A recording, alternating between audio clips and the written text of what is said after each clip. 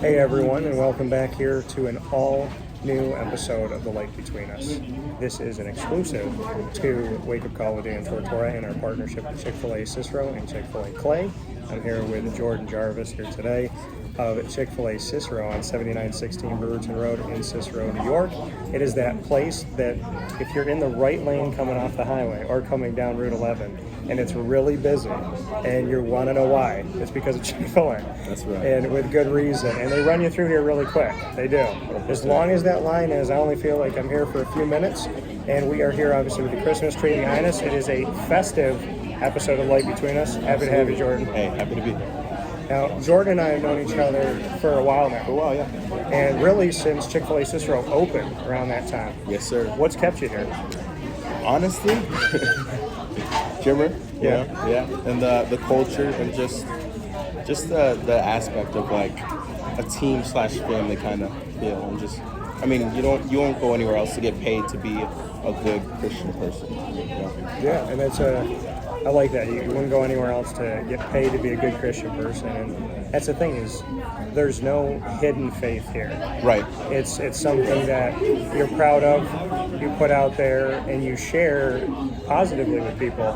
What does that mean to you, especially in today's world, that you get to say, I love God, and practice it at work, and not be working at a place where they tell you that you can't talk about it? It's huge, you know.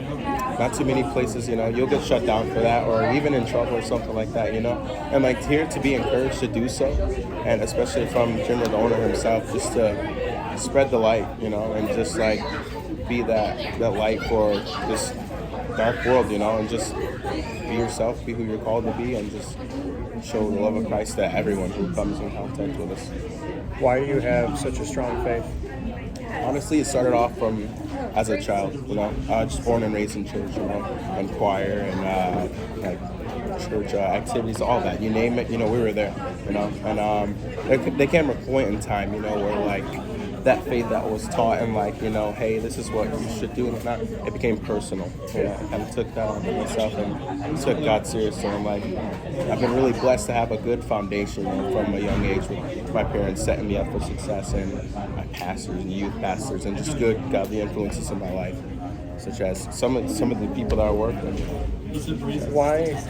Why did it become personal? Like, how did that happen where you felt, okay, I'm in choir, I'm going to church, my family's bringing me here? When was the moment or moments that led to you saying, you know what, instead of somebody bringing me here and telling me about God, now I have my own relationship? When did that happen? I feel like it happened around, I was 12 years old. I remember I was at this conference, and it was this quote, and this really good preacher I love a lot. He said, there's going to come a point in time where that Bible you carry will do you no good unless it carries you. And that just stuck with me, and that was like a big turning point. And you know, I hit the altar that night, and I was like, you know what, I'm all in, you know, and like super glad that I was in a position and place to be able to do so and to make that decision, you know, on my own personally. So a lot of people can get confused with, well, my parents this, but then, you know, you take that away, and what is it to you? You know? So when you say that he said to you, there comes a time where you're not carrying the Bible's got to carry you. How does the Bible carry you? It's like, I always refer to it as food, you know, like we eat every day. I refer in the spiritual sense, you know, you wouldn't go a day without eating, and that sustains you and it nourishes you and it carries you on in a sense, you know. It gets you through tough times, gets you through good times, and like it's just always there. It's consistent, it's true, it's good, you can't go wrong. How do you get fed every day by faith? How do I get fed every day? I wake up every day, pray, start off the day with praying in the Bible. These are essential. Honestly, I find those days where I don't do those two, the day just goes not terrible, but not the best. And yeah, you know, I think I always say when you wake up in the morning, the first thing out of your mouth, and I feel bad when I don't do it, first thing out of you should be, thank you for waking me up today. 100%. Appreciate it, God. I always say thank you because I have my dog. So I always say thank you for waking me up. Thank you for waking Lily up. Please wake up all my loved ones and their loved ones and hopefully everybody. And if somebody didn't wake up today, help for them to be in heaven and for their loved ones to somehow find a way to move forward. That's my prayer. Is I pray that everybody wakes up. I know some people won't, and to those people that don't, may they be home with you, and may their loved ones find a way, because I think one of the hardest things about somebody passing away is not them passing away, it's the people that they leave. You know, and realizing you'll see them again, but trying to navigate a world where you can't physically like reach out and give them a hug. Right. You know? Yeah, for sure. So it might sound like a long prayer, but it's my way of trying to cover all the bases of saying, I'm happy I woke up today, you know, and somebody didn't, and I know someone's hurting somewhere. For sure. That really puts thankfulness and gratitude into perspective for you. As soon as I open my eyes and I look at Lily and she looks at me, I'm like, all right, we got another day. Got another day to be the dynamic duo. So, well, you said you've had mentors that have helped your faith. Who are some of your mentors? I think of my dad, my youth pastor was huge in that, and then so many others like along the way. If I was to mention some present ones, you've interviewed before Jake Mazer. He's just been like a brother in the faith to me, and he's just been a real big encouragement. Him and Elijah here, he's just an awesome, godly young man, and just good spiritual examples for myself and in the workplace as well. I mean, they're great leaders. You know, we've all seen them in action. Just good all-around Christian men, and like that is what you need to surround yourself with. You know, you are who you surround yourself with. I like to surround myself with good, spiritually sound and firm-based people. Yeah, you know, they say that, you know, you are the company you keep. Right. And so for you, how important is it to be surrounded by people that challenge you and make you better? And I mean, like, I don't have any yes men in my life. I don't have anybody in my life that's like, yeah, we're going to tell you whatever you want to hear to make you feel good. Yeah. I'm surrounded by people that will challenge me to be better when I need to be, and to remind me that I'm good when I'm good, you know? And absolutely. So speak on the importance of that you are the company you keep. Yeah, for sure. I was to quote my dad. He has a saying. He says, if you hang with 9 broke friends, you're bound to be the 10th. Yeah. Like, I mean, it's very, very important to surround yourself with, I mean, if you want to go places, like if you want to do this, you want to do that, you surround those people with like minds and just driven with goals and whatnot, and they're going to be sound, solid. You surround yourself with those people. I mean, if you don't want good results, go ahead, try it. Surround yourself with people who are just not doing too well in life, and you're going to find yourself in time not doing too well. Like, that's what's super, super important. And I feel that. I mean, like, I know, like, for me, whenever I've had, and it could be any relationship, family, friend, whatever, when I'm around people that are not driven, I can't stand that. Because the more you do in the life and more success you have, like the more, if you come home and you're like, oh, I got a new client I'm working with, I did this interview, I did this and that, the more good you do and the more excited you get, the more they got jealous and they got mad. And it's like you almost like felt bad. And then they said this before, and I take this to heart because I feel like I was doing this.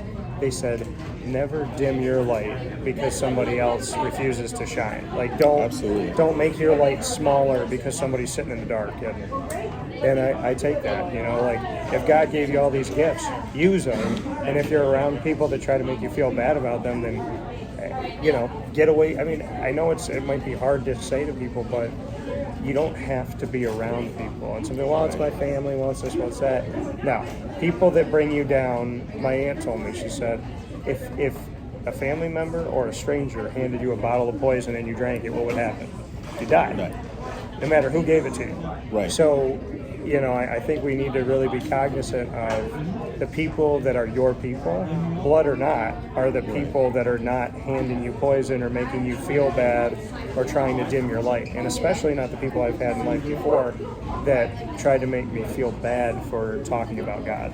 Absolutely. You know, like, why do you have to talk about him? Why do you need him? And I had one girl tell me, she said, years ago, she said, you use God like everybody else. He's a crutch because you can't deal with life. And the only people that believe in God are people that can't handle life. And I felt really bad for her, but at the same time, I was like, God is not my crutch. God is he's my wings. Yeah. You know? And I don't know how you live life without God. Yeah, he's everything. Yeah. To you, how does God kind of seep into your daily life? And how would you respond to somebody that says, Jordan, you only believe in God because you need it?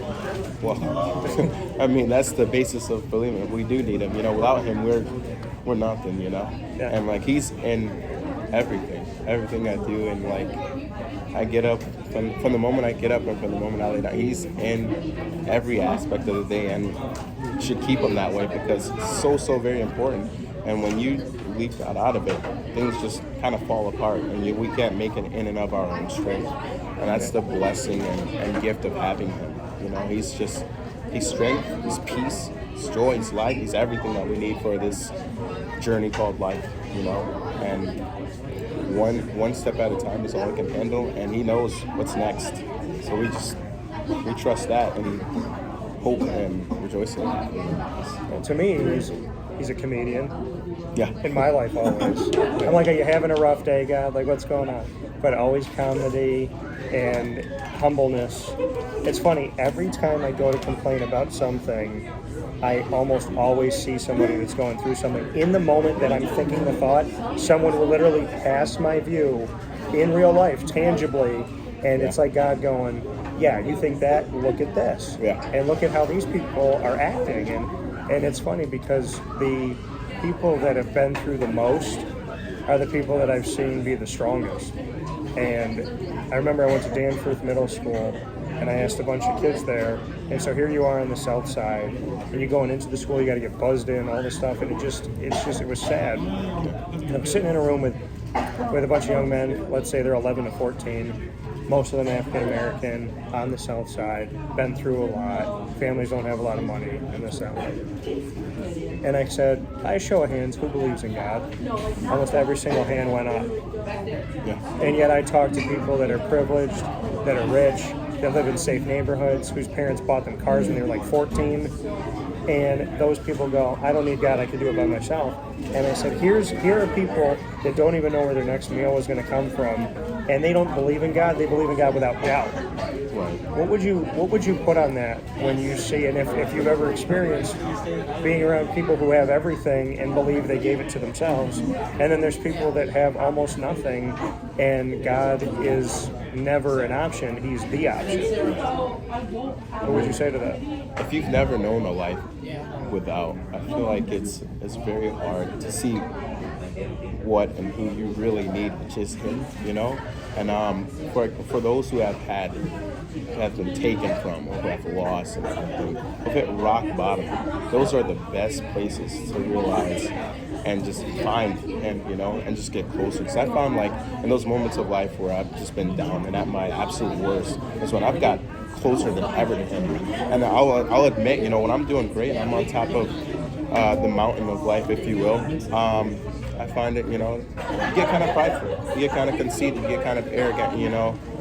Pride is one of those things that he's more than happy to fix. And I feel like I'm speaking from a ton of experience, you know. Like he's been more than gracious in my pride and stubbornness to, hey, get back to where you need to be. And I feel like that is a big problem, is pride. You know, pride is what keeps us from faith and just simple admitting and just reliance on it. That's huge. I say the pride before the fall, right? Absolutely. Pride before the fall. Think you can do it yourself. I tell people all the time, like, without God, to me, there's nothing.